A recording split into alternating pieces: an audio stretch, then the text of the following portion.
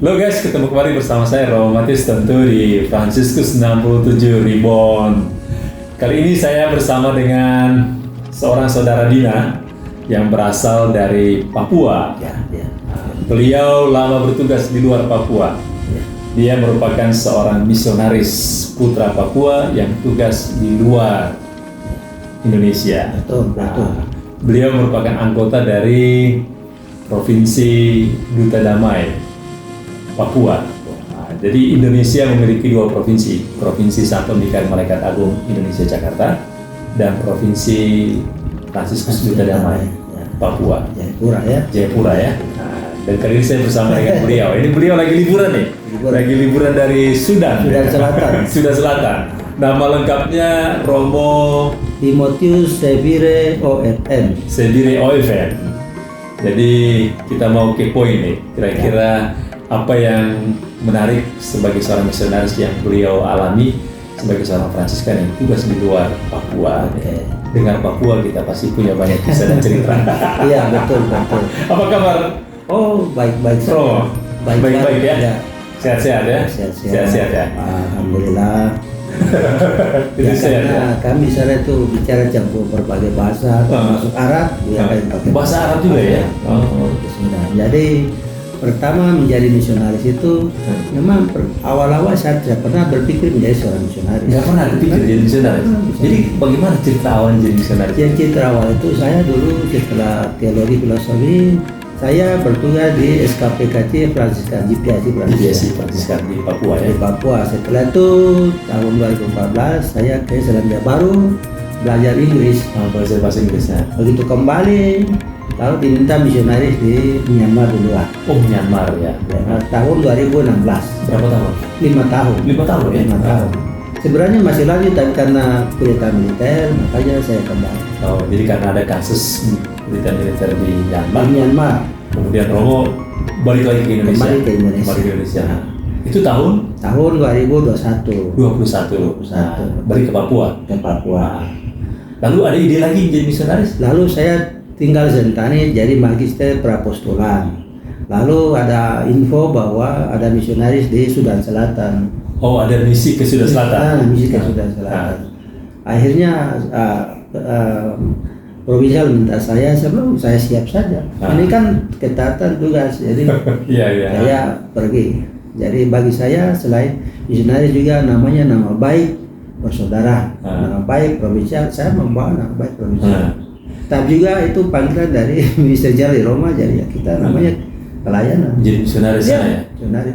Apa yang mendorong Romo menjadi misionaris ya? Yang mendorong itu pertama itu melayani. Melayani ya. Namanya panggilan. Ya. Jadi saya panggil menjadi seorang pastor, Fransiskan, di mana saja saya pergi. Oh, di mana seperti saja? Fransiskus, kemana saja kita pergi. Nah, jadi itu prinsip itu. Akhirnya kita sungguh-sungguh mencintai panggilan. Tapi juga ketaatan itu penting. Sehingga bagaimana namanya pelayanan susah dan senang, sulit atau masalah konflik itu hal lain. Kita tidak bisa lihat dari kenyataan. Ini namanya panggilan. Panggilan ya. Jadi memang berniat bercita-cita menjadi seorang misionaris. Romo ya. Akhirnya saya mencintai pekerjaan itu. Ini sekarang lagi misi di Sudan Selatan ya. Saya sekarang misi di Sudan Selatan. Sebagai apa di sana? Sekarang ini saya diminta sebagai pastor paroki. Pastor paroki ya. Di paroki Tritunggal Maha Kudus di Kota Juba, ibu kota Juba. Jadi saya tiba bulan Februari tahun 2023. 23 ya. Berarti sekarang sudah 2004. Setahun. Ya, kan hampir 2 tahun. Hampir 2 tahun ya. Ya, saya tiba 6 bulan langsung jadi aktif Paris, jadi pastor pembantu. Karena pastor paroki saudara Francisco dia ke Mesir belajar bahasa Arab. Mulai dari situ dia sendiri minta supaya ada ganti pastor. Makanya tahun 11 Januari 2024 langsung dapat tugas surat dari ministerial di Roma bahwa saudara Timotius engkau dipercayakan sebagai pastor paroki. Di Juba. Di Juba. Juba ya. Ya. Bahasa yang digunakan bahasa. Kami tiap hari menggunakan bahasa Inggris. Bahasa Inggris. Nah. Tapi di situ ada 3 bahasa. Jadi bahasa Inggris, saya juga bisa pakai bahasa Bari, bahasa setempat lokal. Lalu nanti saya kembali akan bahasa Arab. Oh, bahasa Arab juga. Di sana mereka bisa juga pakai bahasa Arab. Bahasa Arab ya. Karena dulunya Sudan satu. Oh, dulu satu Sudan. Satu. Antara Sudan Utara dan Selatan. Ya, mereka satu. Oh. Tapi ya pengaruh apa namanya? Diskriminasi, konflik, ya. pengaruh ya namanya manusia, jadi ada sukuisme macam-macam. Ada sedikit pengaruh agama sedikit macam gitu. Akhirnya mereka bisa. Utara dan Selatan masing-masing negara sendiri. Masing-masing negara sendiri. Jadi kita sebut utara itu Sudan. Utara itu Sudan. Sebut saja Sudan. Sudan ya. Kalau Selatan itu Sudan Selatan. Mestinya sebut Sudan Utara mestinya. Oh. Jadi kalau Sudan Utara itu disebut Sudan. Iya. Kalau Selatan? Sudan Selatan. Sudan Selatan. Ibu kotanya Juba. Utara ibu kotanya Khartoum yang tahun kemarin konflik itu. Antara presiden dengan militer namanya jenderal. Jadi Sudan Utara itu Sudan, sementara Sudan Selatan ya. Dan masing-masing punya presiden sendiri. Masing-masing punya. Ini presiden sendiri. Nah, sudah negara. Jadi Sudan Selatan merdeka tahun 2011. Negara termuda di dunia. 2011 Selatan. Ya. Dan Romo saat ini tugas di Sudan Selatan. Oh.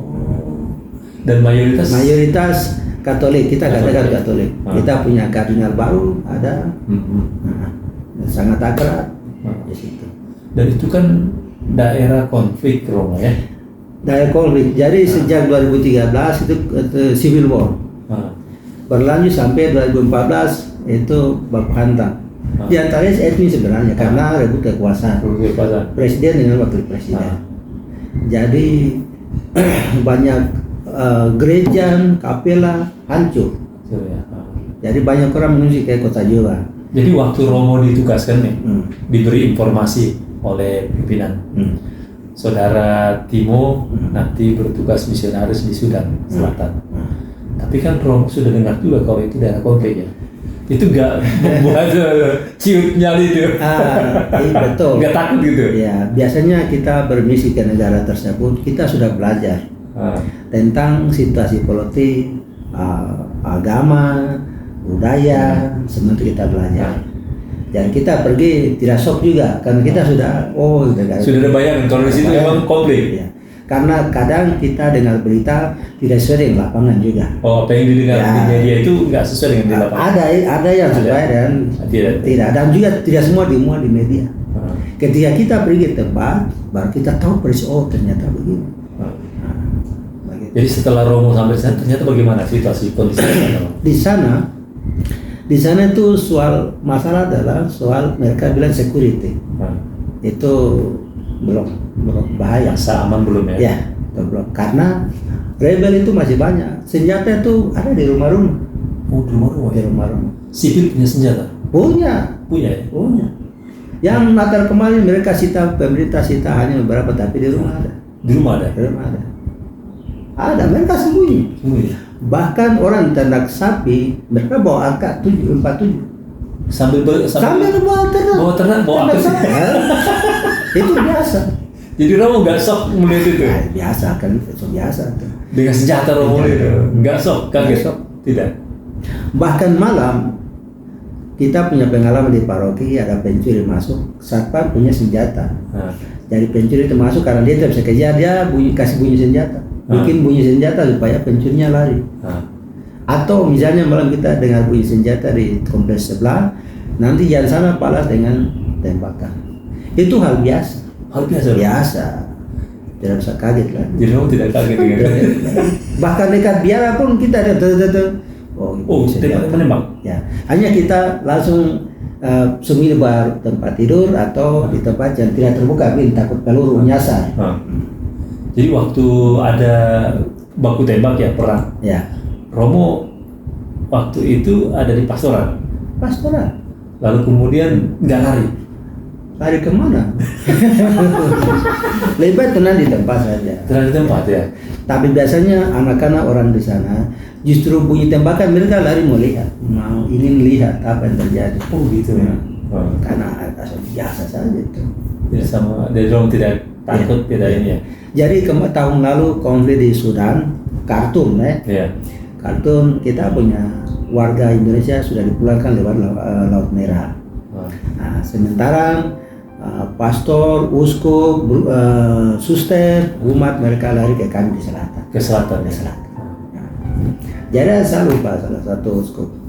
Nah, dia punya cincin emas sampai di tengah jalan rebel stop mobil, berikan kami cincin emas. Buka semua. Buka. Kasih. Ya biar selamat lah. Kalau Romo bagaimana ketika dihadang oleh pasukan bersenjata begitu? Itu pengalamannya, ada uang kasih, berikan. Pengalaman Romo bagaimana waktu itu kemana? Lagi Kami satu kali pergi mengunjungi Keuskupan Yei, ada tabisan seorang diakon. Itu 5 jam dari ibu kota Juba. Dari tempat Romo tinggal? Ya. Kami kembali istirahat, hanya mau buang air kecil istirahat gitu. Orang lewat, ada orang yang lewat katakan jangan stop di sini, segera pergi. Karena bahaya. Makanya kami menyimpan dan lanjut. Tidak stop di jalan. Tidak stop di jalan. Ya. Kalau stop di jalan bahaya. Bahaya. Tapi pernah diinterogasi?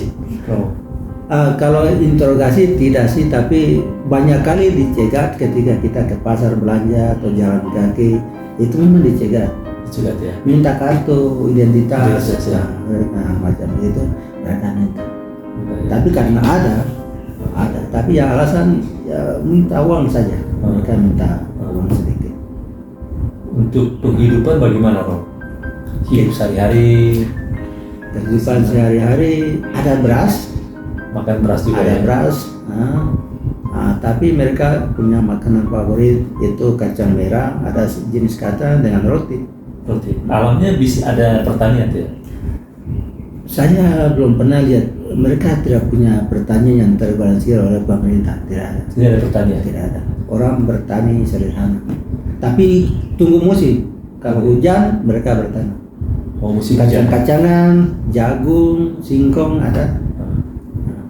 Tapi tidak sehebat kita yang benar-benar memang pertanian. Oleh karena itu kami pemerintah impor dari Uganda. Dekat. Jadi hasil pertanian itu impor dari Sudan sendiri tidak ada ya? Sedikit ya? Sedikit. Karena alamnya juga kering ya? Kering. Kalau ya kering, jadi kalau panas kadang-kadang kering semua. Tapi mereka bakar. Oleh karena itu ada Laudato Si, itu kami workshop bicara tentang itu. Tapi di konteks Sudan susah karena mereka setiap hari tebang pohon bikin charcoal, itu arang. Arang untuk masaknya. Jadi susah, makanya panas. Kehidupannya dari situ masyarakat itu ya. Orang di kampung hidupnya dari situ, ada yang punya pisang jualan. Ya. Tidak harus salah. Ada yang bikin sirkuit alkohol dari singkong. Singkong untuk jual. Ya. Karena pemerintah tidak benar-benar memperhatikan mereka. Untuk misalnya buat factory perusahaan pabrik kecil atau membantu mereka, tidak ada sama sekali. Pemerintah jalan sendiri, warga jalan sendiri. Jadi mereka mandiri sendiri. Meskipun di sana punya sumber daya alam itu minyak bumi dan emas, tapi sebagai warga kita hanya mendengar saja, tapi tidak pernah menikmati hasil dari minyak bumi. Banyak warga tidak suka. Jadi orang yang kelola hasil bumi, anak-anak mereka sekolah di luar negeri, Uganda, Nairobi, tidak ada di kota Juba. Sehingga mahasiswa pun juga mereka studi selesai, setelah itu mau kerja di mana? Itu juga susah. Tidak bekerja. Jadi kondisi ekonominya memang sangat memprihatinkan. Sangat memprihatinkan. Dan Romo melayani umat yang seperti itu ya. Jadi saya sebagai pastor paroki, gaya memang lain. hampir setiap hari umat datang minta bantu untuk makan. Makan, minta uang sedikit untuk makan, beli makan, transportasi, obat-obatan, ada rumah sakit, minta obat, kemudian school fee, biaya sekolah. Bahkan sewa rumah pun mereka minta ke paroki. Ya. Karena tidak ada pekerjaan. Tidak ada pekerjaan. Alam juga tidak ada yang bisa dikelola ya. Itu yang tadi itu karena struktur tanah itu tanah tandus, batu-batu kuning, batu tandus memang. Kalau hujan berlumpur berarti? Tidak juga. Dia tandus kering keras. Keras ya. Sehingga pertanyaannya mereka hanya tunggu musim hujan seperti sedikit-sedikit kerja, tapi menurut saya itu bukan sungguh-sungguh bertani untuk masa depan. Kita kan orang menanam jangka panjang. Iya. Misalkan tidak ada. Budaya itu tidak ada. Tidak ada ya. Terutama di kota juga. Jadi mereka hidupnya dari mana, Pak? Mereka kalau saya belajar dari kampung, yang tadi saya bilang mereka punya singkong. Ada yang jual arang itu. Kemudian itu air singkong jadi itu mereka jual juga. Mereka dapat dari sedikit-sedikit itu. Terus ada yang punya pisang. Tapi itu satu orang yang saya lihat, yang lain itu susah-susah juga. Jadi mereka jual dari hal sedikit-sedikit ini simpan untuk bisa bertahan hidup. Makanya banyak anak sekolah tidak berpendidikan. Makan beras ya? Iya. Beras itu nomor 2 atau 3. Roti dengan kacang-kacangan. Iya, mereka. Sehingga umat yang Romo layan itu umat yang boleh katakan ya umat yang berkekurangan lah ya. Memang. Bahkan kita melayani ada 5 kapela, bahkan 6 ada baru itu umat pengungsi. Ya, sejak 2013-15 jadi ada yang sudah 10 tahun, ada yang sudah 15 tahun, hampir 16 tahun sekarang. Yang terkena dampak konflik itu. Kita sudah bicara saran bagaimana kampung sudah aman bisa kembali supaya berkebun. Karena mereka mau anak sekolah juga. Mereka menikmati hidup di kota, jadi kembali mulai dari nol lagi kan agak susah.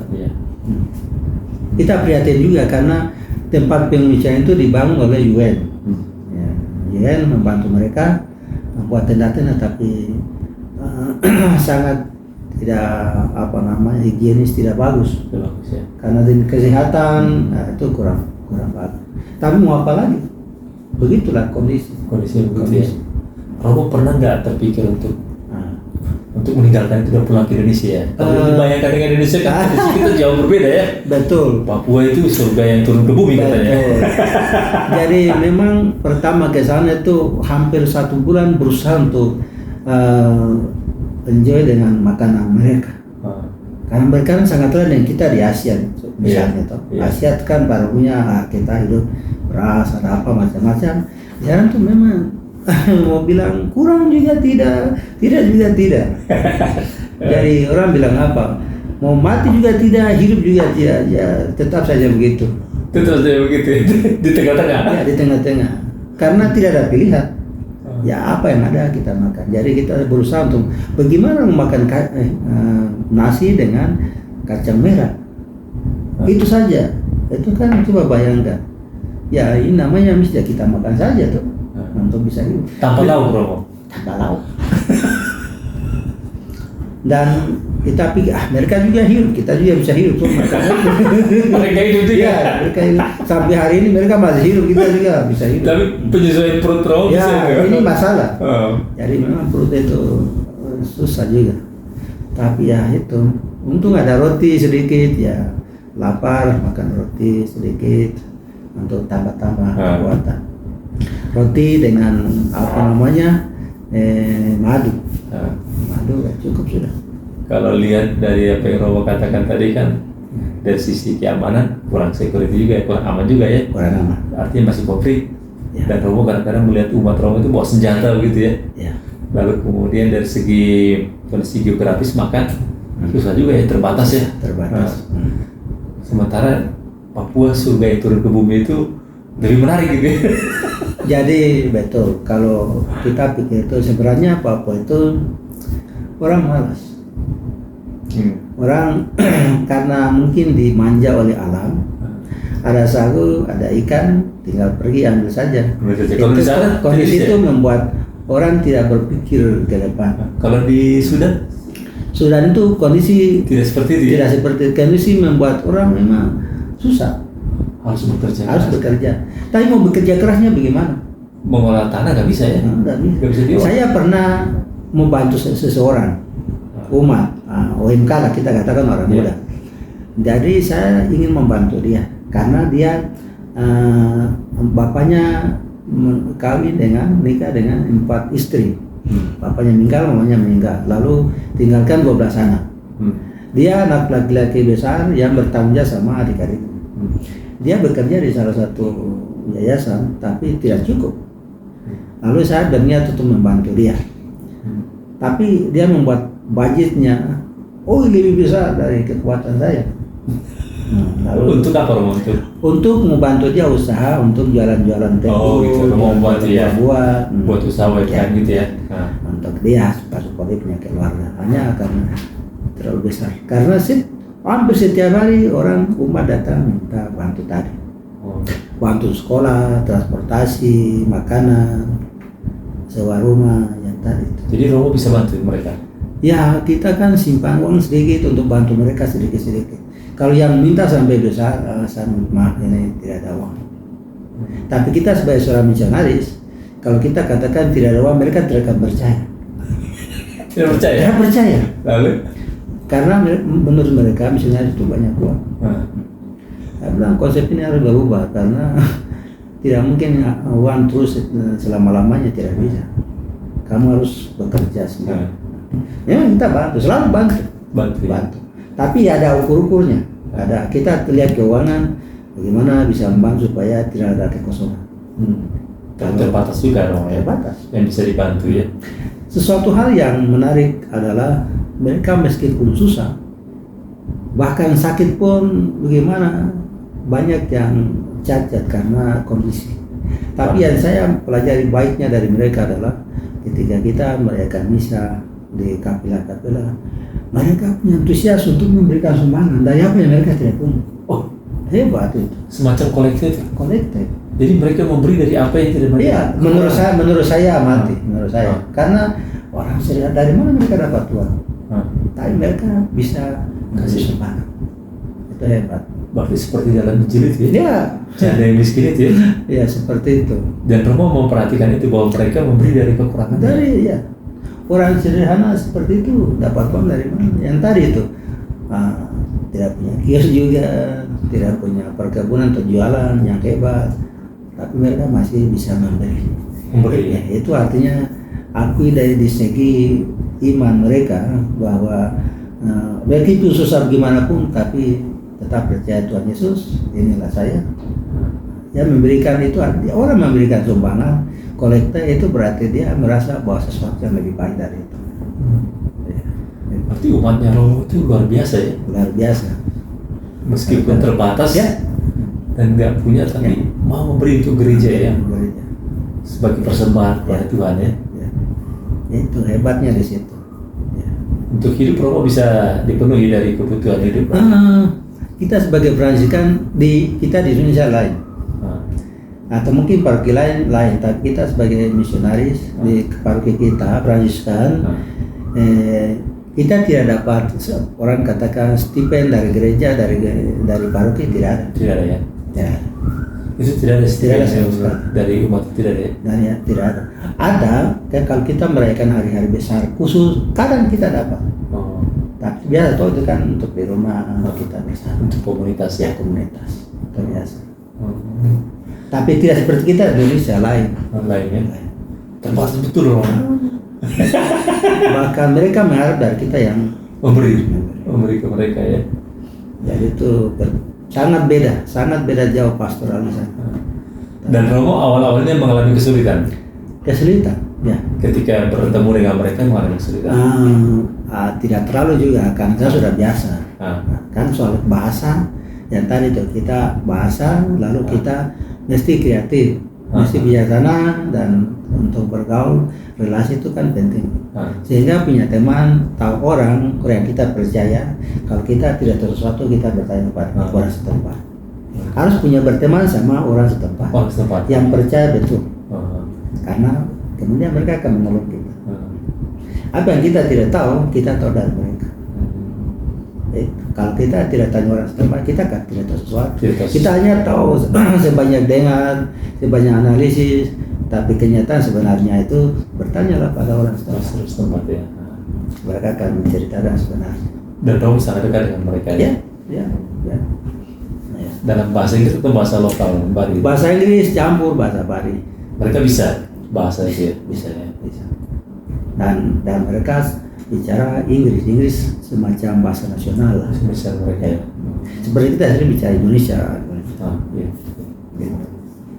Jadi Romo nggak pernah punya niat mau pulang tinggalkan tanah ini?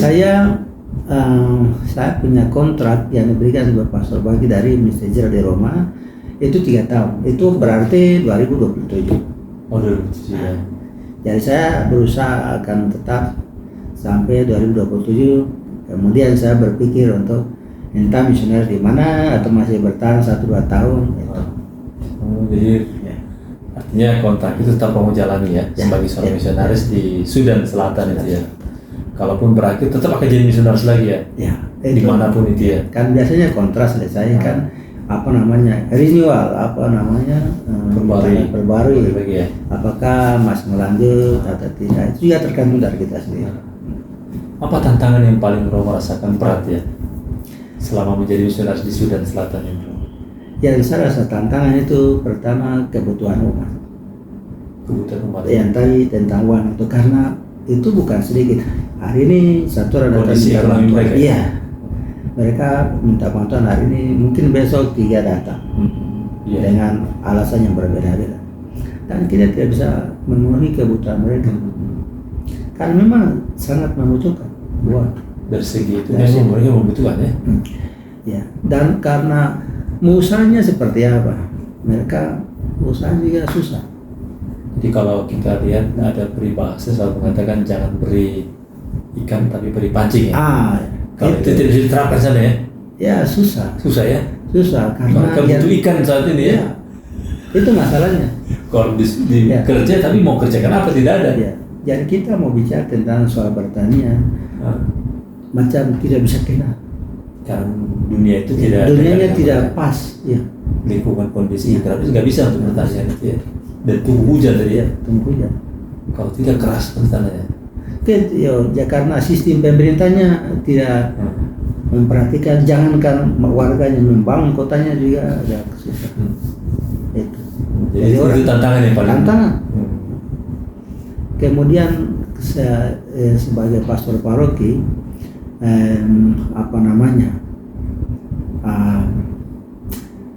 karakter mereka juga susah untuk kita mengajak untuk kerja ini atau usaha ini susah. Karena kita mengajak orang yang memang susah. Susah. Kita ini kan misalnya kerja bersama di paroki, engkau datang, mereka sudah makan di rumah, sudah kenyang, mau kentaran diri apa sebagainya. Tapi sana itu susah, mereka datang, kayak mau kerja tapi belum minum teh. Nah, istilahnya, saya belum minum teh ini. Istilahnya minum teh? Ya, itu artinya belum sarapan. Belum sarapan ya? Saya perlu minum air, begitu. Sarapan lah itu ya? Jadi mereka punya irama hidup itu pagi, kalau kita ini sarapan pagi ya ada makan. Mereka itu minum teh saja. Atau kopi. Nanti sarapan paginya jam 10 atau 11. Gitu. Di samping keterbatasan tadi Romo ya, alamnya, kemudian kondisi keamanannya, yang buat Romo juga nggak takut tapi berani. Kira-kira ada nggak yang membuat Romo bahagia di sana ya, dengan tugas seperti ini ya? Itu bahagia pertama itu karena mungkin tidak pas, tapi soal tanggung jawab, kesetiaan, maka kita harus belajar untuk mengendalikan situasi. Nah itu.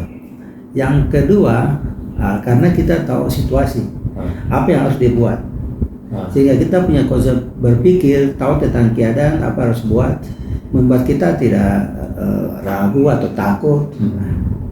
Itu maju saja, kerja saja. Lalu yang berikut, kita kan punya orang, ada orang yang kerjasama. Ya saya tidak tahu saya butuhkan ini, saudara ini atau umat ini untuk kerja bersama. Kami ada tim. Ada tim ya. Jadi kasih berikan tugas ini dan kita kerjasama. Sehingga itu membantu arah kekuatan. Iya. Soalnya kan situasi yang tadi itu, situasi pastor yang kan beda dengan kita, itu masalahnya. Kalau kita di sana kan kita sudah tahu, kerja ini kita saling percaya, jadi mudah. Di sana itu susah karena tadi itu masalah ekonomi, keamanan, semua itu iklim juga, iklim panas dan debu, semua itu turut mempengaruhi.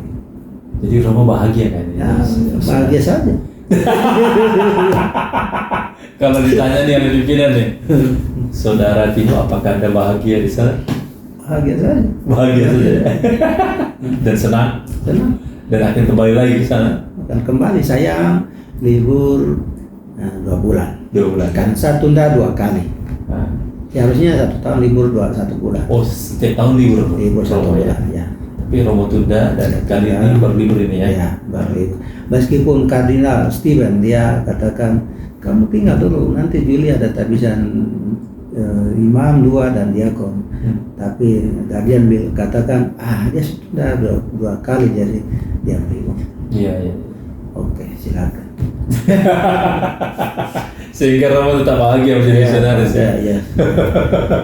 Ini kan sekarang Romo kan dari Papua ya. Asli Papua, lahir dan besar di Papua, dan orang Papua tepatnya di daerah Bintuni ya. Bintuni itu di Kepala Burung ya. Bintuni di Kepala Burung, yang Kabupaten Teluk Bintuni. Teluk Bintuni ya. Dan Romo kan sudah lama tugas di luar ya, di Myanmar, kemudian saat ini di Sudan Selatan. Sebagai orang Papua yang kemudian melihat Papua dari jauh, itu apa yang Romo bisa beri tanggapan ya tentang Papua? Karena sekarang ini kan lagi ramai tentang tagline tentang Eyes on Papua, mata yang harus ditujukan ke Papua, mengangkat kasus tentang banyaknya pohon-pohon yang hutan yang boleh ditebang dialihfungsikan menjadi perkebunan. Itu Romo dari orang Papua yang dari luar itu melihat situasi itu bagaimana, Romo? Saya itu situasi itu dari wilayah Merauke, Awiyu atau sekitar Dibur, sekitar itu kalau tidak salah. Dia sebenarnya proses. Masalahnya dulu kalau kita tahu itu dulu kan untuk perkebunan padi. Setelah padi juga saya ada berita-berita tentang perkebunan tebu, ada juga. Lalu kita baca di banyak berita itu ada lahan banyak yang diambil. Barangkali tanpa komunikasi, barangkali tanpa ada isi juga. Jadi seperti ini juga merusak hutan. Kelapa sawit merusak hutan. Dan kita tidak memperhitungkan nasib warga. Warga itu penting. Dan kalau mengapa tidak ada prosesnya? Prosesnya kan di sana ada orang katakan ada kepala suku, ada tua adat, tanah adat, semua itu kan mesti duduk bicara izin. Kita masuk tanah orang kan ada izin juga tuh, supaya orang setempat tahu lahan mana yang mau diambil, supaya ya kita harus bantu rakyat juga. Kita tidak bisa ambil saja begitu. Kan juga kita tidak bisa merusak tanah adat, tempat pencarian, juga masa depan, juga tentang lingkungan. Kita mengeluh tentang global warming, tapi kita tidak menjaga kelestarian alam. Itu merusak. Malah membawa hutan itu ya? Membawa hutan itu tidak boleh. Sebagai orang Papua, Romo merasa ini ada yang nggak benar gitu ya? Iya, saya kasih contoh di wilayah saya perusahaan kayu. Perusahaan kayu ada marga-marga lain mengizinkan dengan imbalan-imbalan kecil untuk mengambil hati warga. Tapi sebenarnya ilegal sebenarnya. Kalau saya punya wilayah, saya masih menjaga sampai hari ini. Meskipun masih ada iming-imingan untuk mau babat hutan. Saya bilang tidak boleh. Itu menjadi hutan juga. Romo tidak mau tergoda ya. Ya. Dan keluarga juga nggak mau Nggak tergoda. mau. Dan itu pernah ada surat dari provinsi, sepertinya di Jayapura, ada mereka bikin kartu kuning-kuning untuk tempel di hutan itu. Iya. Jadi yang saya lihat itu pemerintah jangan terlalu memakai kekuatan untuk mengambil hak warga begitu saja. Tetapi kita kan ada hukum toh. Lihat baik, dan hutan kita berikan batas ini untuk hutan itu untuk menjaga keseimbangan iklim. Nah, itu masalahnya. Jadi warga menuntut haknya memang. Jadi kita harus mendengarkan hak mereka. Kita kan negara hukum, mari kita atur secara negara hukum. Ya. Dan juga negara punya kewajiban untuk melindungi hak warga. Coba kita semua bahagia sama-sama. Nah itu masalah. Coba bayangkan kalau misalnya orang dari Papua datang ke sini, Jakarta misalnya, lalu dia tiba-tiba ambil sebuah wilayah yang kosong, lalu ini saya mau ambil wilayah untuk tempat saya, membangun rumah, membuat perkebunan. Pasti orang akan menolak karena ini wilayah dia. Nah itu contoh sama saja. Artinya kan di situ tidak ada tanah kosong ya? Ya tidak ada. Hutan itu bukan kosong, ada masyarakat yang hidup di situ ya. Jadi Romo melihat dan mengikuti perkembangan Papua juga meskipun tidak tugas di Papua ya. Itu kan media massa, dan ikut Romo ikuti juga ya. Pelajari. Itu di segitu saja ada hal yang kurang menarik di situ. Jadi kembali ke pemerintah merenung, melihat mana yang terbaik untuk kalau kita semua adalah warga Indonesia, berarti kita menjaga bersama-sama. Ya. Tapi kita tidak bisa memakai kekuatan oleh karena bisnis atau apa, kita mau bikin apa saja sebenarnya kita tidak bisa. Warga dapat apa? Apa yang keuntungan bagi warga? Kehilangan rumah, kehilangan tanah, kehilangan mata pencarian secara alami, nah itu kan tidak bisa. Kehilangan oksigen. Hutan dibabat lagi. Lalu nanti banjir, kita mengeluh banjir lagi. Nah itu kan salah sendiri kita. Boleh tanah itu dikelola, tapi ada batas-batasnya. Itu yang penting. Kita di sini sebenarnya tanah hijau untuk seharusnya melindungi hutan. Jangan ke Papua saja, di Kalimantan juga sama, di beberapa tempat ya hutan rusak. Itu kita harus pikir itu. Meskipun Romo tugas di Sudan, tapi mata tetap ke Papua juga ya? Iya, kita dan tadi saya bilang kita kan ini bukan hanya Papua, kita kan baca media toh. Jadi kalau jangankan Indonesia, di tempat lain kita tahu Amazon, apalagi kita tahu. Kerusakan alam itu ya. Kita belajar bukan dari hanya di Indonesia saja atau Papua saja, apalagi kita belajar kan seluruh dunia. Dan kita kan punya pengalaman, pengetahuan, berarti ini tidak bagus. Ini tidak bagus. Jadi kalau kita kaitkan dengan Laudato Si dari Paus katakan tentang Mother Earth, atau kita Fransiskan bilang bumi, ibu bumi ya, bumi adalah ibu dan berikan makan hidup, kita harus jaga ibu kita ya. Ya harus jaga. Kita menuntut tentang global warming karena kita sendiri merusak hutan. Iya. Lalu kita sendiri kena akibatnya lagi. Iya. Dan kita tidak sadar. Sudah tahu tapi tidak tahu ya. Tidak berubah. Itu masalahnya. Jadi kita pintar tapi harus bijak. Iya. Dan Romo berharap banyak untuk Papua supaya maju ke depan ya. Sebenarnya orang Papua itu mereka sudah berpendidikan juga. Kalau kita atur baik semua baik saja. Baik saja. Dan kita mau pakai sistem saya berkuasa. Nah ini masalahnya, kita merusak undang-undang juga. Iya. Mana undang-undang perlindungan hutan atau tanah adat? Pasti ada toh? Ada. Ikutlah itu.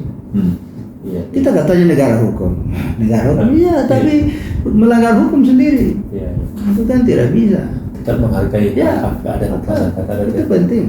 Yang ditinggal di hutan itu ya. Supaya jangan kita menciptakan konflik lagi. Konflik yang belum selesai, kita menciptakan konflik baru lagi.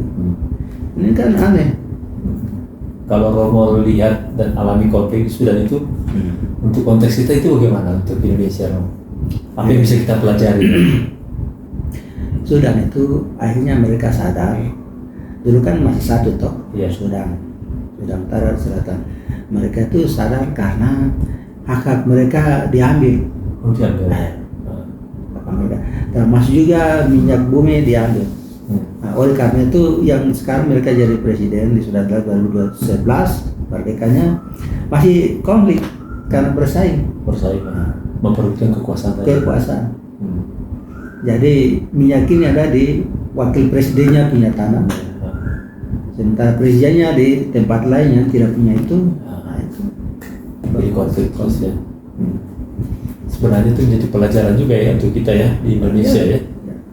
Konflik bisa saja terjadi antar agama, antar suku, apabila apabila dibalut dengan kepentingan tadi ya. Itu masalahnya di situ. Kepentingan yang tidak jujur, tidak jujur, tidak berpikir untuk orang lain. Nah, hanya untuk diri sendiri, akhirnya merusak orang lain, merugikan orang lain. Jangankan bisa kita belajar keluarga saja. Keluarga, mama meninggal, bapak meninggal, anak baku rebut Harta warisan. Itu satu jadi korban, satu yang kuat yang menang. Ya. Kenapa tidak adil baginya? Gitu. Jadi kita belajar jangan tinggi dari kecil-kecil dulu. Kita main kecil, kita main besar. Tapi soalnya kita tahu tapi melanggar, ini yang masalah. Oh iya. Kita tahu tapi melanggar. Ini yang harus disalurkan lagi. Itu. Aduh, menarik nih guys perbincangan kita dengan Romo Timo, seorang Fransiskan Papua yang menjadi misionaris di Sudan Selatan ya. Kira-kira apa yang Romo bisa sampaikan ya kepada saudara-saudari kita ya yang menyaksikan perbincangan kita ini terkait dengan pengalaman-pengalaman Romo tadi ya, ada keterbatasan di tempat misi, ada konflik, dan kemudian Romo bisa melihat bagaimana Romo akhirnya menyesuaikan diri ya dengan situasi-situasi itu, dan juga melihat apa yang Romo alami di tanah kelahiran Papua tadi ya. Kira-kira apa yang bisa Romo sampaikan ya? Yang saya lihat di orang Sudan, mereka tidak ada demokrasi seperti kita. Tidak ada. Jadi orang tidak bebas bicara. Itu pertama. Kedua, pemerintah tidak benar-benar memperhatikan nasib warga. Jadi yang tadi saya katakan, pemerintah yang berkuasa dia jalan sendiri, rakyat cari hidup sendiri. Sehingga bahkan pegawai, polisi, tentara pun mereka dapat gaji 2 bulan sekali, kadang 3 bulan, dan tidak cukup. Maka mereka harus cari jalan untuk mendapat tambahan. Itu bagian mereka. Kita di sini adalah negara demokrasi. Demokrasi artinya bebas bicara, berpendapat. Oleh karena itu, segala apapun yang kita buat mesti ada sosialisasi antara atas bawah untuk menemukan solusi yang terbaik supaya semuanya berjalan baik. Kalau tidak ada komunikasi, sosialisasi, maka terjadi konflik. Itu yang namanya dialog tadi. Dialog itu penting. Tetap menghargai orang-orang. Menghargai orang lain. Kita semua ciptaan Tuhan Allah. Jadi jangan main terabas sendiri ya. Tidak bisa. Karena punya kekuasaan main terabas saja, tidak mau dialog gitu ya.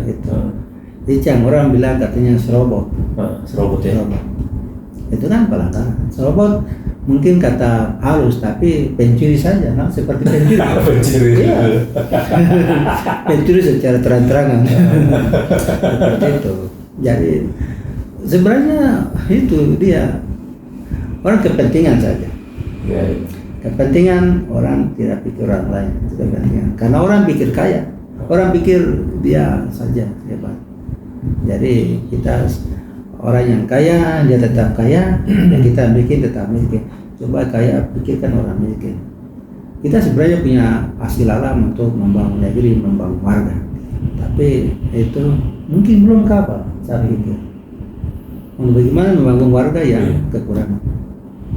Kenapa kita pergi studi banding di negara yang kita tidak perhatikan negeri kita? Misalnya orang sakit, orang jompo, ya sakit, obatnya gratis, mesti gratis. Dan saya dengar berita presiden baru katanya makan gratis. kita tidak rubah juga bahwa orang Joko, orang tua, renta yang sakit, kenapa kita tidak beri obat gratis? Hal yang bagus. Dan Romo melihat itu sesuatu yang penting ya. Penting. Artinya belajar dari Ya. pengalaman di Sudan, Ya. kemudian di Indonesia, Ya. apalagi terutama di Papua gitu ya. Papua. Untuk membangun Papua menjadi lebih Ya. baik lagi ke depan Romo ya. Ada lagi Romo yang gitu? Ya, saya pikir tuh dan mendengar hak warga. Atau apa ya? Karena semua orang adalah punya hak. Kita semua adalah warga negara Indonesia. Kalau negara mau benar-benar melindungi adalah secara adil. Ya. Itu aja. Wah, luar biasa. Terima kasih. Kapan Romo kembali ke Sudan? Saya nanti akhir bulan Juli Bulan Juli. Ini Romo akan berlibur dulu ya. ada libur. Tiba dari Sudan hari Kamis kemarin ya. Ya. Tiba dari Sudan ke Jakarta. Saya dari Juba hari Rabu tanggal 5 terbang Ethiopia Bangkok Jakarta tiba hari Kamis. Tiba hari Kamis. Lalu kemudian akan libur ke tanah kelahiran Ya, Papua. akan ke Jayapura dulu. Jayapura. Ya. Lalu kemudian balik ke tanah misi. Nanti ini bulan Juni. Nanti akhir bulan Juli saya kembali dari libur. Ya, kita keluar Jakarta baru tiket tiket kembali ke Sudan. Sudah ya. Luar biasa. Tetap semangat Romo. Ya, puji Tuhan. Selamat bermisi. Mantap, saudara. Waduh benar nih, sukses selalu di tanah misi Romo ya. Amin, amin. Dan selamat berlibur, menimba semangat baru dari Papua Ya. untuk dibawa divisi di Sudan Selatan. Afrika Ya. Sudan Selatan ya. Afrika ya. Oke, mantap.